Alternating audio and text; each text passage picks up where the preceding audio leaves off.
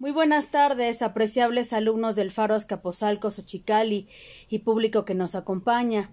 Yo soy la profesora Marisol Recendis, que tengo el honor de impartir el taller de Crónica y Náhuatl en el Faro Azcapotzalco. En esta ocasión tendremos estos tutoriales de esta manera en línea, a distancia, debido a la contingencia sanitaria y a la situación que está atravesando nuestro país, no siendo esto un impedimento para seguir avanzando en nuestras clases. Bueno, el día de hoy vamos a hablar en cómo hacer nuestra primera crónica o qué contiene la crónica y algunos aspectos en los que pues se entrelazan los dos temas fundamentales de nuestra asignatura, que es el náhuatl y la crónica. En esta ocasión, la crónica tiene un gran elemento ético. ¿Por qué? Porque es el rescate de la historia del pueblo, de la historia de la nación, de la historia de los pueblos y barrios originarios, pero por sus testigos, por sus protagonistas, es indagar en las historias, en las leyendas, y es un acto muy íntimo. ¿Qué les voy a recomendar para hacer su pequeña crónica? En este caso, pues todos tenemos en nuestro hogar algunas fotos antiguas, algún baúl de nuestros recuerdos, de nuestros familiares. Una opción para empezar nuestra primera crónica, pues es reconstruir esta historia. En este caso yo les voy a dar algunos ejemplos que terminaron pues después en un libro. Esta es mi abuela materna, Leonor Gómez, y en este caso, cuando yo llegué a vivir a esta casa, pues tuve el honor de encontrarme con su historia, con sus fotografías, también con la de mi muy apreciado tío Miguel Gómez, que aquí tenemos su foto. Él era profesor y sembraba también muchos árboles. A mi abuela pues sí tuve la oportunidad de conocerla físicamente, pero también fue muy interesante examinar estos recuerdos que bueno, no dejan de ser un patrimonio cultural y no dejan de ser algo íntimo y sagrado. Y aquí vemos, por ejemplo, entre los recuerdos de mi tío, cómo la gente convivía en estas pulcatas o cantinas, que bueno, ahora en un rescate cultural se ha tratado de recuperar esta tradición del pulque y todo, que desafortunadamente ha ido a la extinción. Y también pues puedo ver en sus fotos que aunque son familiares, son históricas, cómo la gente vestía, cómo salía a divertirse, cómo andaba en varias partes de la ciudad. Y bueno, también nos encontramos sus títulos escolares. En este caso, una cosa súper interesante que me encontré es la credencial de mi tío de la UNAM. Esta credencial que bueno, ahí más o menos se alcanza a ver porque es una credencial muy pequeñita.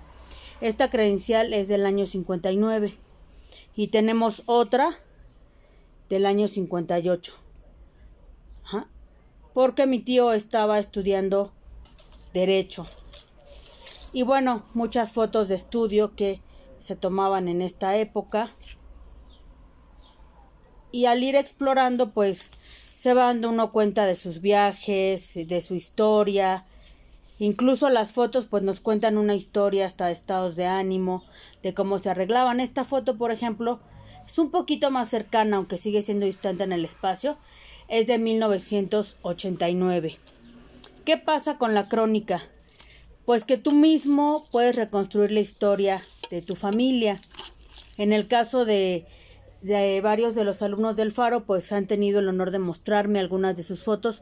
Son muy interesantes porque nos hablan de la forma de vida, de las costumbres, de lo que la gente comía, de lo que la gente hacía. Y finalmente, pues no dejan de ser un testimonio histórico. En este caso, tanto mi querida abuela como mi tío vivieron en un lugar denominado un barrio originario. ¿Qué implica que sea un barrio originario? Pues ahí tenemos nuestro nexo con lo que es la lengua náhuatl. Un barrio originario quiere decir que este asentamiento humano existía antes de la llegada de los españoles y que era en este lugar, bueno, se hablaba la lengua náhuatl y tenemos un nombre.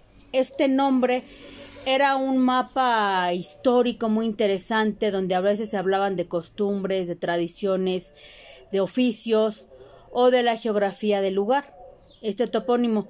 Y ahora, en este tiempo, para llegar a la comprensión total de este topónimo, tendríamos que construir el glifo o consultar el glifo original, porque recordemos que la escritura de los antiguos mexicanos, de los antiguos nahuas, era ideográfica, iconográfica, que por cierto en la actualidad este tipo de escritura es muy reconocida por la pedagogía, por la cuestión de la imagen, y que era conceptual, simbólica, interpretativa.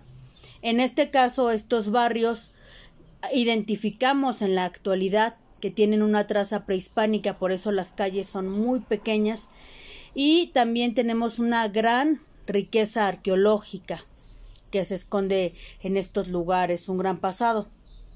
En este caso, pues ellos vivían en un lugar llamado Texcolco. ¿Qué significa Texcolco?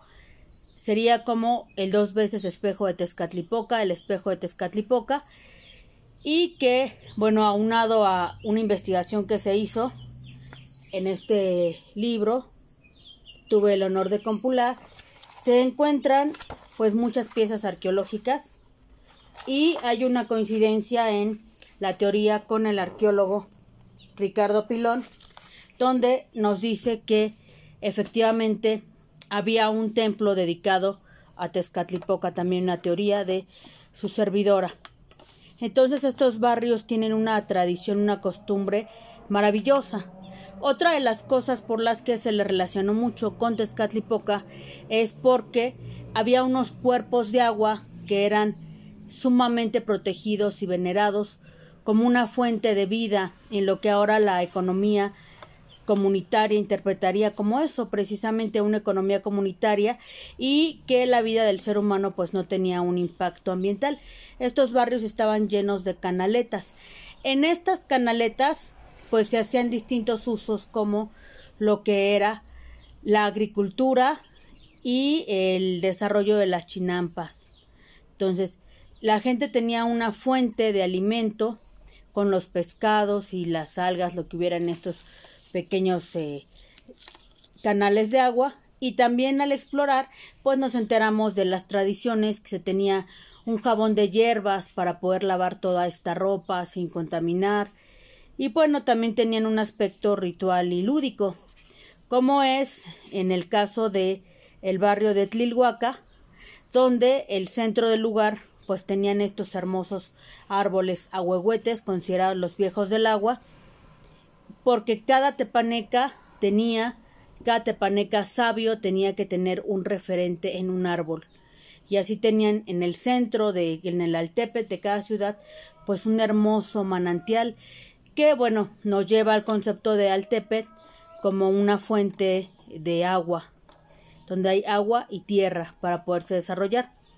Entonces, bueno, desde ahí tenemos un elemento en el que, para hacer nuestra crónica, vamos a investigar a la gente que vivió ahí, cómo vivía, qué comía.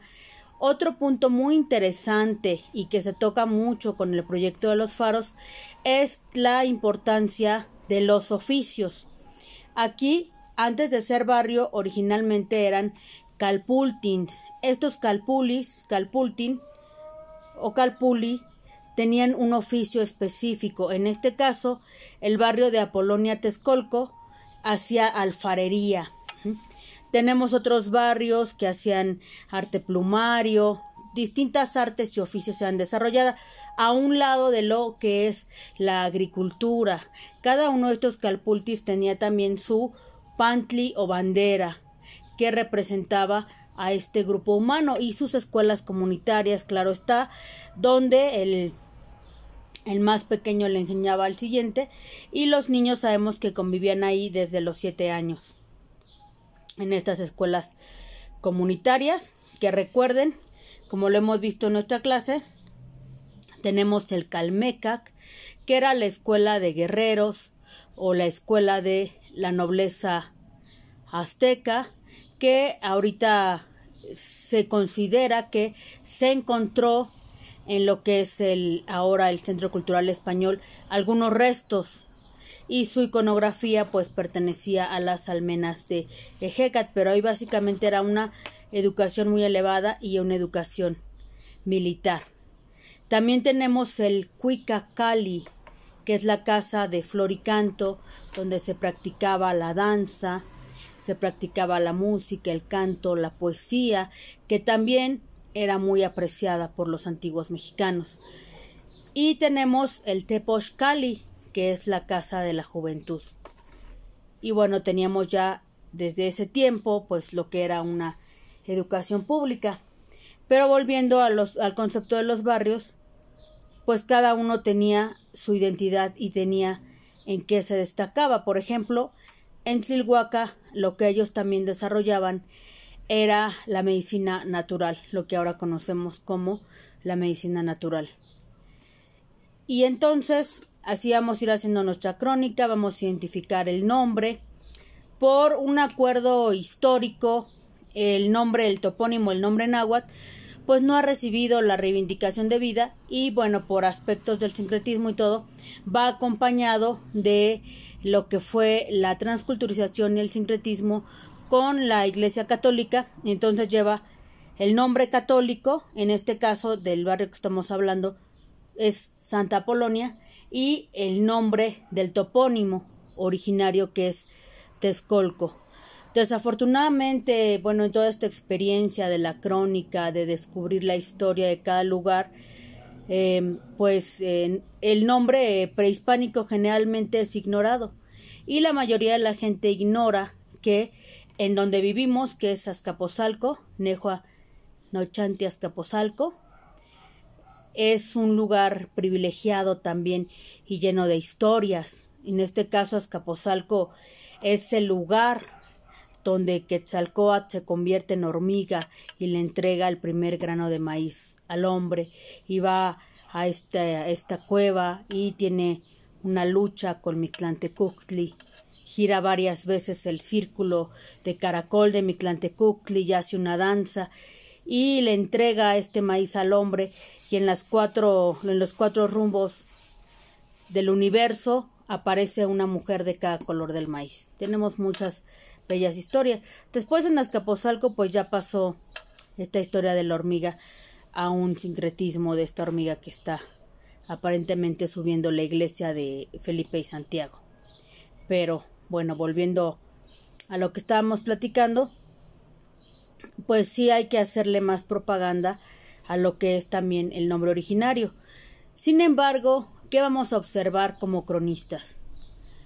Hace muchos años que no estábamos tan sensibilizados con la idea de la gran cultura, de la gran transculturización, de todos estos riquísimos fenómenos sociales, culturales que nos ofrece esta ciudad viva, la Ciudad de México.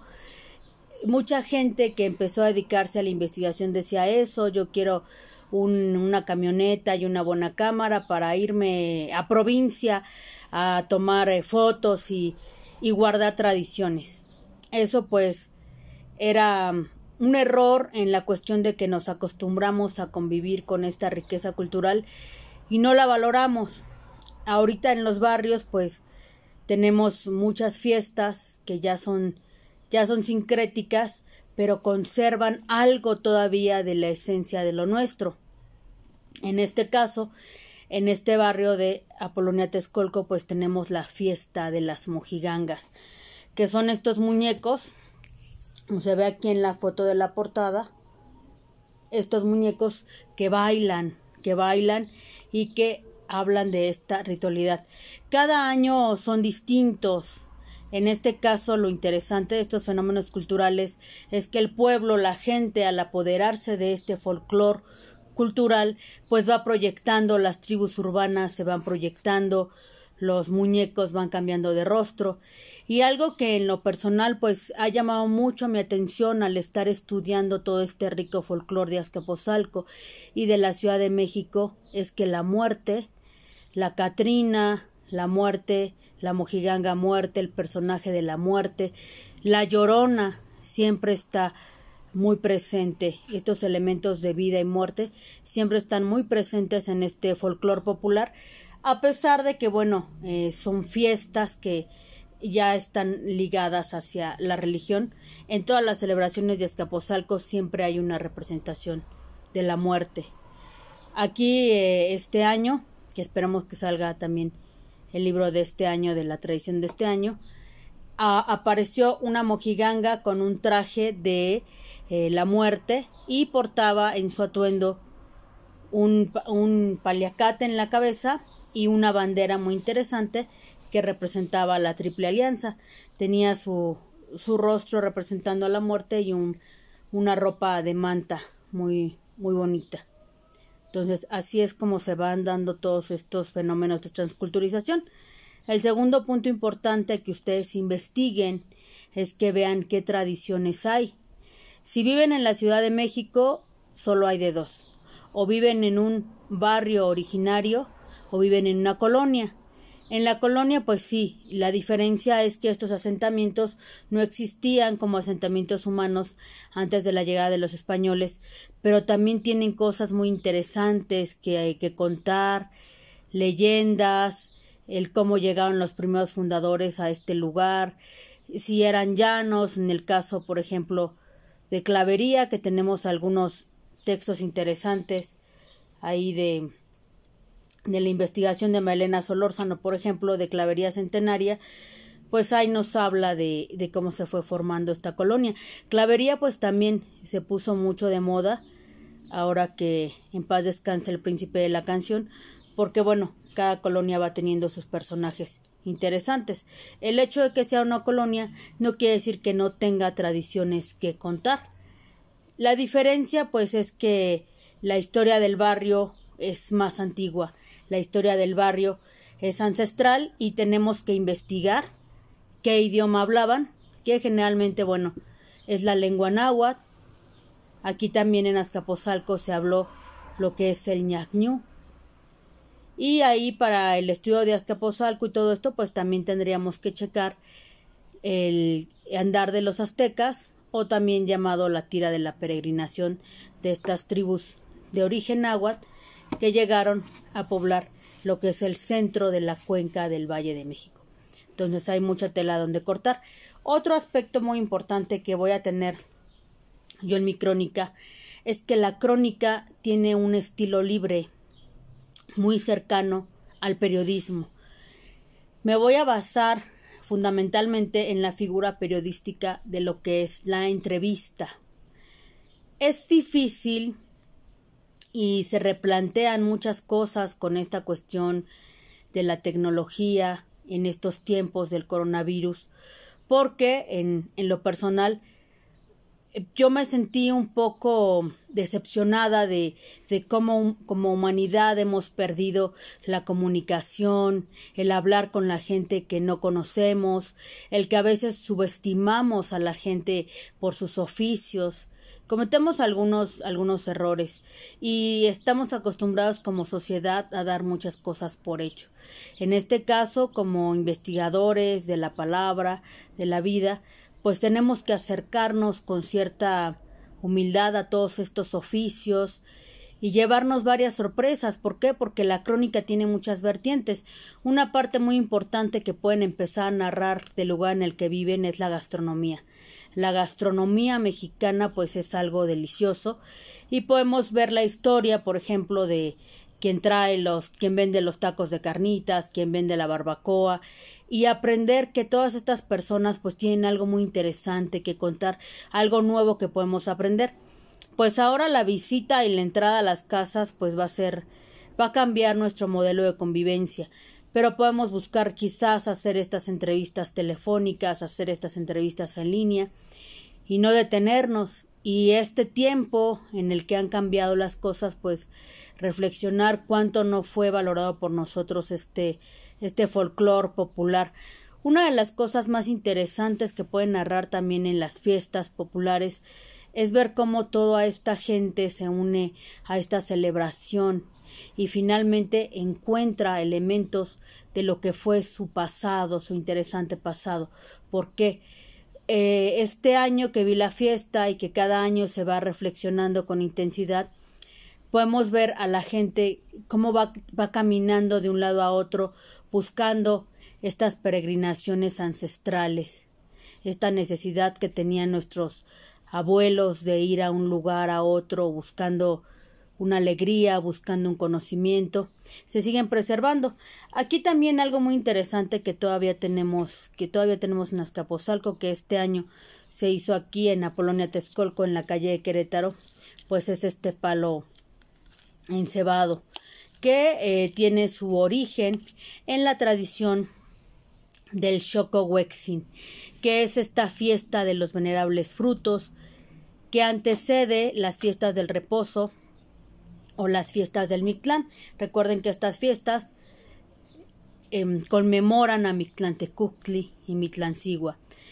En este caso, en la fiesta de Xocohuetzin, los niños elegían un árbol especial, lo adornaban hermosamente. En la parte de arriba había la figura de un niño con un ave especial hecha de amaranto, y subían a este árbol.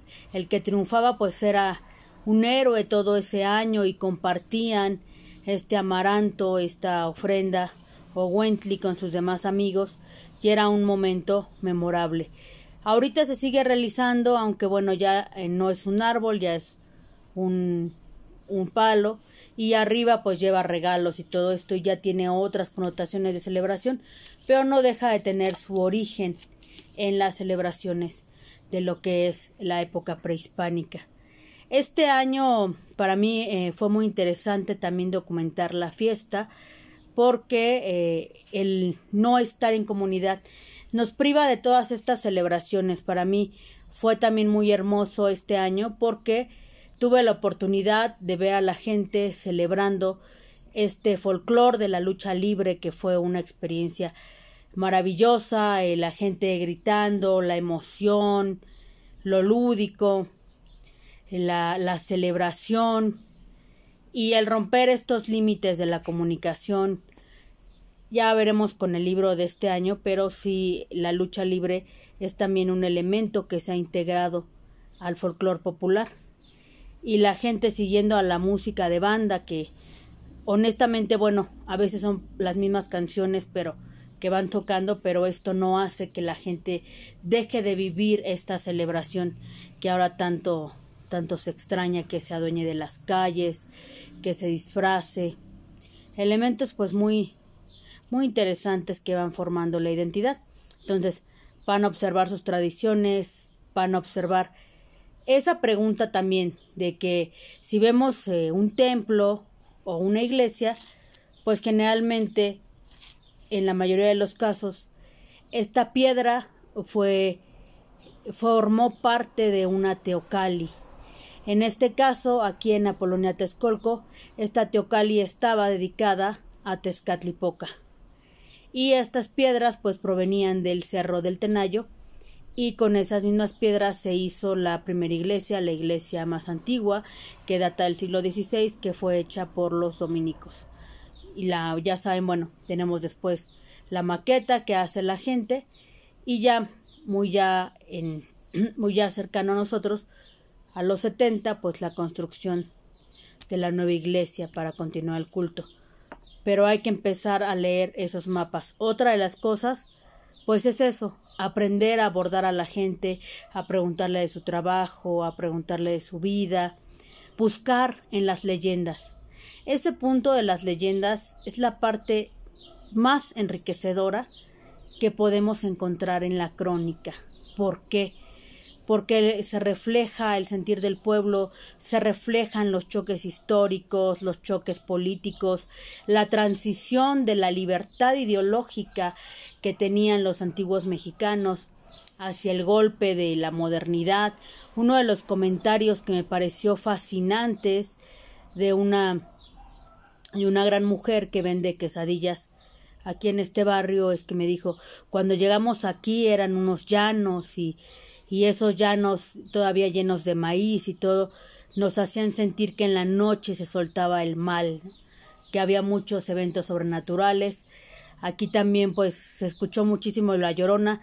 Yo todavía tuve oportunidad de escuchar una vez en la vida ese llanto, no sé si fue una alucinación, pero en la noche aquí la gente se encerraba porque no se escuchaba ningún ruido. Y otra de las leyendas también muy interesantes que ella me contó, que las podemos consultar en este libro, es que me decía que aquí Apolonia es una tierra de tesoros. Azcapotzalco participó mucho de lo que fue la independencia, la revolución y la etapa prehispánica. Fue vital para todas estas etapas de la historia. Y aquí se enterró mucho oro, muchísimo. En este caso, mi tatarabuelo, Sabás Gómez Picasso, tenía su casa enfrente de lo que es la iglesia de Apolonia Texcoco, y estas casas tenían muy gruesas sus paredes de 60 centímetros de ancho, y al interior la gente pues no tenía fe en los bancos, guardaba el oro en unas ollas de metal, ahí guardaba los centenarios y demás, y el oro y todo. Y tenemos también la leyenda que cuando llegó la destrucción de esta casa para poner espacio al eje y al metro y demás, pues ya los que estaban construyendo no regresaron, porque todos se encontraron, al romper las paredes de la casa, encontraron estas ollas repletas de oro. Y lo que me decía esta mujer, muy interesante, es que si eres muy ambicioso, el oro se te vuelve carbón. Esa leyenda pues también la había escuchado en el barrio de Malinalco, donde decía que tú encontrabas un tesoro y encontrabas una llamarada de fuego junto a un árbol donde estaba el tesoro. Lo desenterrabas y si te lo quería dar el difunto, ahí me comentaron que se encontraban rosarios de oro, botones militares de oro, muchísimos tesoros, centenarios y demás. Si el difunto te lo quería dar, si no eras tan ambicioso, te lo daba. Si no, ahí ya solo encontrabas carbón y pedazos de tela. Esto mismo me comentó, y muchas otras cosas. Entonces, por eso es muy importante aprender a conocer a nuestros vecinos. En este caso, yo incluiría, aparte de los oficios, que aquí, bueno, tenemos muchos artistas que hacen arte urbano, que hacen herrería, que hacen surrealismo, es esa cuestión, poder encontrarnos con toda la gente que desde su trinchera, que desde las calles está desarrollando el arte. Eso también es una cuestión fundamental para incluir en una crónica. La crónica no tiene límites.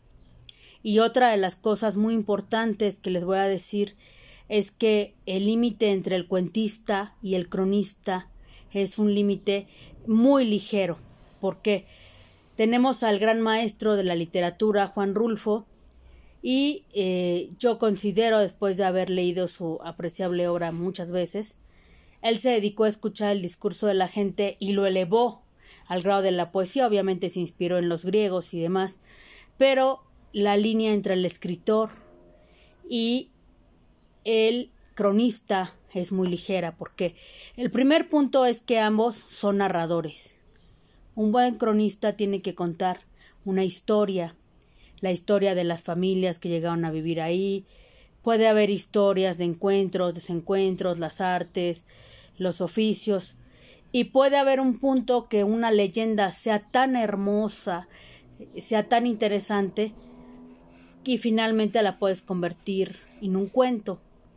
El recabar las leyendas pues también te convierte en un escritor, y es muy interesante ver cómo cada lugar va modificando ligeramente algo en todas estas leyendas. Pero hay que también leer, empezar a continuar con nuestras lecturas que ya teníamos planeadas, porque también tenemos otro libro que nos puede servir mucho, que es el libro de Batallas en el Desierto de José Emilio Pacheco, porque son novelas históricas donde se va entrelazando la realidad como un ruido de fondo, hasta culminar en esta obra de arte de ficción, pero que tiene mucho de lo cotidiano. Eso es lo importante. En este caso, también en la siguiente sesión les recomendaré unos libros de Gabriel García Márquez, pero el encuentro con el escritor y la crónica es totalmente permeable. ¿Qué pasa cuando escribimos la ficción narrativa? En el género de la ficción narrativa, pues vamos a incluir lo cotidiano, el mundo cotidiano, el mundo que conocemos, no hay más, con un mundo fantástico. ¿Qué pasó en el caso del gran Gabriel García Márquez en su obra maravillosa de 100 años de soledad, donde te comparte la emoción de los gitanos, del exótico y hermoso lugar de Macondo, todo este sueño, que en realidad él vio un lugar muy parecido a Macondo? Él vio una vida muy parecida. Bueno, aquí está la edición conmemorativa de 100 años de soledad. Y seguramente en la vida real conoció a muchas personas que lo inspiraron para crear estos personajes. Y se volvió pues en un clásico también, en un autor latinoamericano. ¿Por qué? Porque el lector lo que quiere es que se le cuente una historia. ¿Por qué es importante también leer a Gabriel García Márquez? Tomen nota de estos libros para que los vayan leyendo, porque también era un gran periodista. Si leemos su biografía, en este caso tuve oportunidad de leer parte de su biografía, pues es sumamente interesante ver cómo él vivía en este universo lleno de los platanales, tan hermoso, tan exótico, y muchas cosas que él vio de niño. Su abuelo, que era un gran general, pues después solo tuvo que transformarlas un poquito en fantasía y crear estos célebres libros. Y finalmente, aunque es un escritor clásico igual que nuestro querido Juan Rulfo, también es un cronista y es un narrador. Si él hubiera referido con nombres totalmente específicos a los lugares, pues hubiera sido una enriquecedora crónica. Y de hecho la crónica pues tiene la licencia también literaria de poder utilizar este vocabulario que tiene la gente del pueblo, porque está retratando un momento histórico. En este caso también tenemos otro libro contemporáneo pero interesante de el maestro Mipíxino Constantino, que nos habla de los cuentos sacrosantos, donde él habla cómo se vivía también en Tacuba, cómo se vivió su infancia. También hay que asomarnos a los autores contemporáneos. En este caso, el libro también que les recomiendo mucho para introducirse al universo de la crónica es El olor a guayaba. Este libro es precioso y te ayuda a entender lo que fue la vocación literaria de Gabriel García Márquez, y que creen que está enriquecido por fotos antiguas. A ver si encuentro la de Gabriel García Márquez de niño, que está muy preciosa. Pero ahí va entendiendo uno que la necesidad para escribir crónica, para ser escritor, es haber vivido, pero también haber leído. En este caso, bueno, no está a la mano su... Espero, aquí está. Miren qué bonito era nuestro gran Gabriel García Márquez de niño. ¿Alcanzan a ver la foto? Este libro espero que lo puedan conseguir para que lo lean. La parte de atrás pues es provocadora. Vida y obra de un gran escritor en un testimonio apasionante. Precisamente eso es la crónica, un testimonio apasionante. Aquí tenemos otros que podrían leer para mejorar sus textos. La mala hora, qué bueno fue el Nobel en el año 82. Todas estas las tenemos también en la editorial Oveja Negra, entre otras.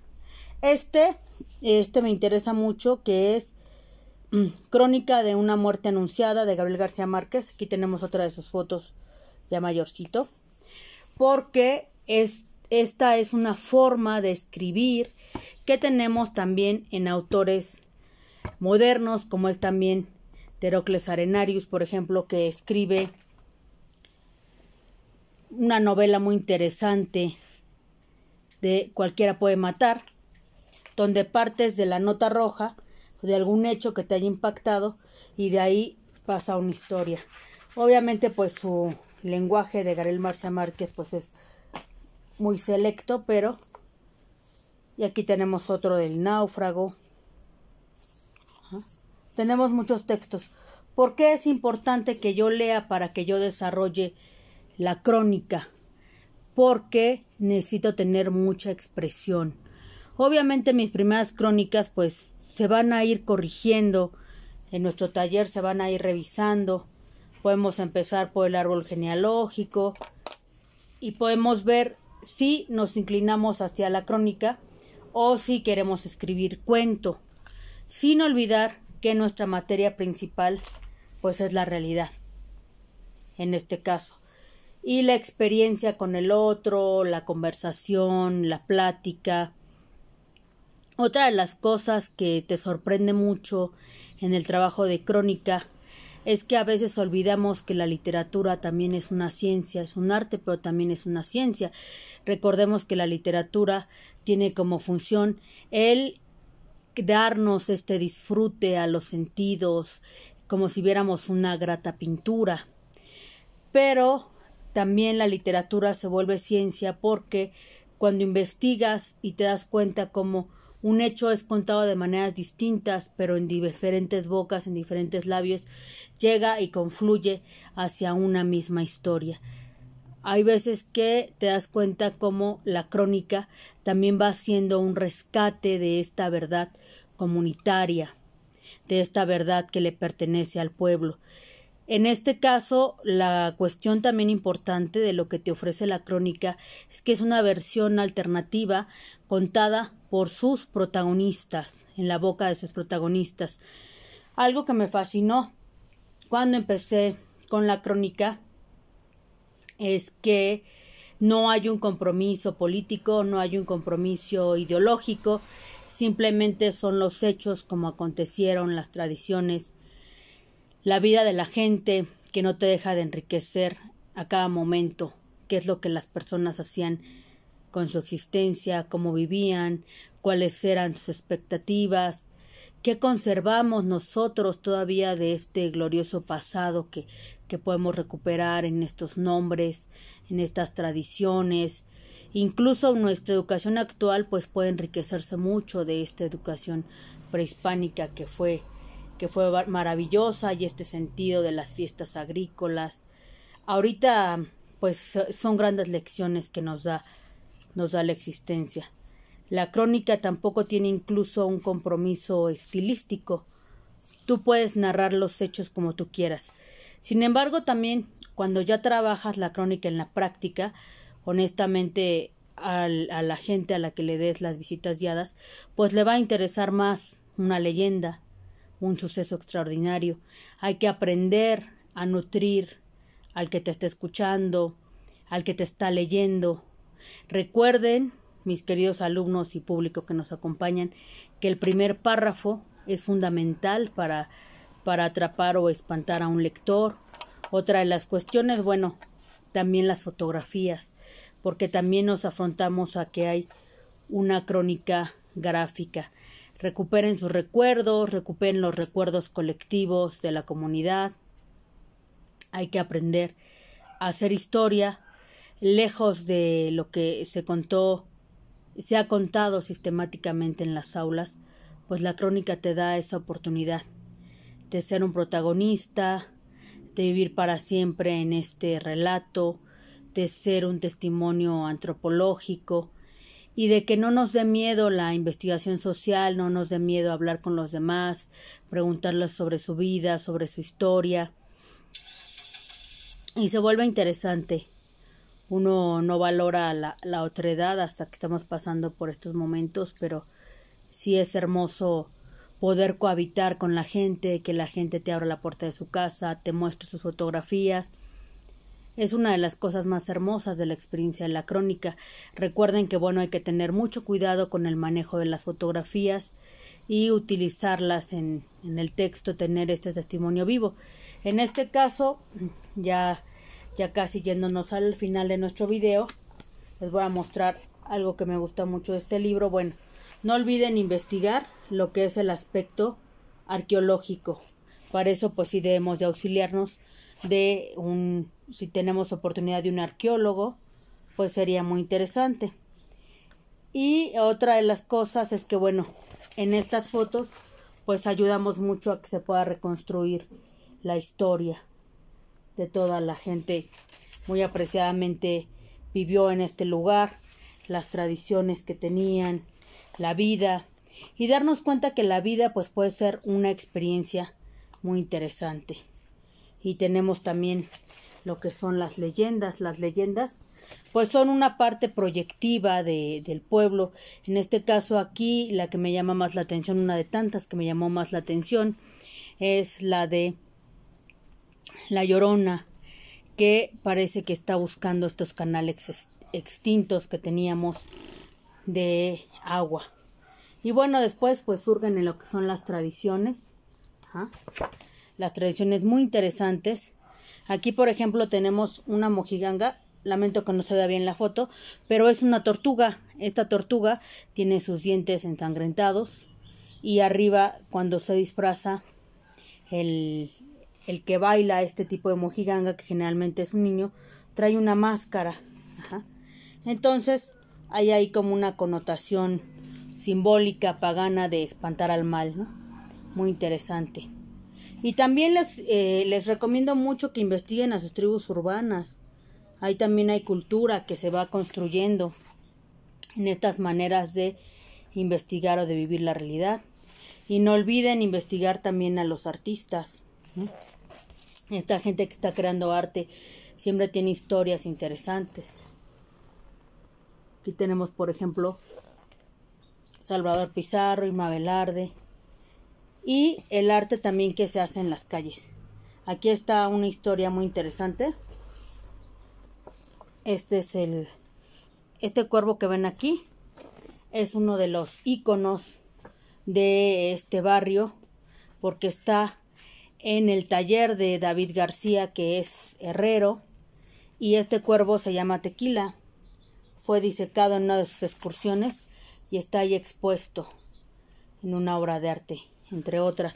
También tenemos aquí artistas hiperrealistas como Fidel Alberto. También tenemos a otro artista surrealista que es José Juan Castro Chávez, entre otros. Pero es experiencia. Y bueno, como les decía, no olviden también una crónica gastronómica. Para que nos vaya quedando claro, hacer una crónica es elevar lo cotidiano al arte, hacerlo interesante, hacerlo apetecible, pero que no pierda el peso y el rigor de la verdad. ¿Qué tengo que hacer? ¿Qué tienen que hacer como tarea? Pues tienen que leer. Ya habíamos hablado que hay que leer Aura de Carlos Fuentes, que también nos ofrece una hermosa crónica apasionada de la ciudad. Muchas cosas no han cambiado. Una lectura también de la tragedia humana, del sentido de lo humano.